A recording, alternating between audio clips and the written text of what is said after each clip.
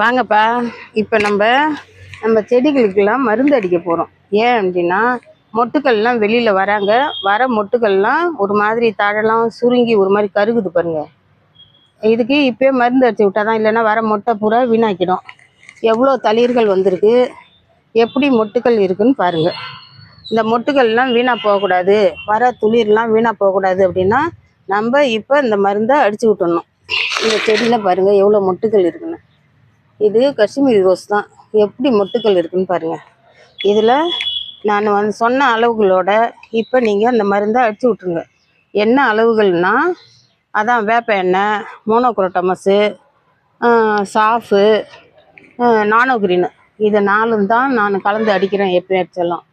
எதுக்குன்னா, நானோ கிரீன் மொட்டுக்கள் நீட்டாக வர்றதுக்கு, இந்த மாதிரி நீட்டாக பூக்கள் பூக்கிறதுக்கு நானோ கிரீனு. இந்த சாஃபு இந்த இலைகளை இந்த மாதிரி வீணாக்காத ஷைனிங்காக இருக்கும். சாஃபு கலந்து அடிச்சிடலாம்.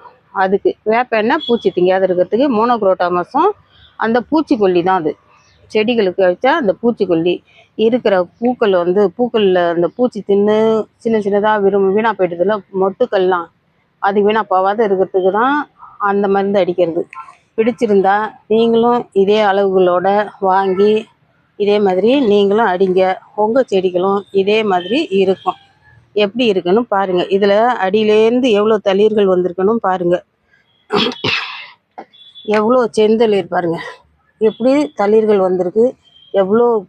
இப்போ நீங்கள் மருந்து அடிச்சு விட்டோமா, எல்லா துளிர்லேயும் மொட்டுகள் பூக்களும் பார்க்கலாம். நம்ம வர துளிர் எல்லாமே எப்படி செந்தளிராகவே வருது பாருங்கள். இதுக்கு நான் போடுற உரம் தான். நான் உங்கள்கிட்ட வீடியோவே போட்டிருக்கேன், பெரிய வீடியோவே போட்டிருக்கேன். 3 நாளைக்கு ஒரு தரம் என்னென்ன கொடுக்கணும் அப்படின்னு. அதை நீங்கள் போய் பாருங்கள்.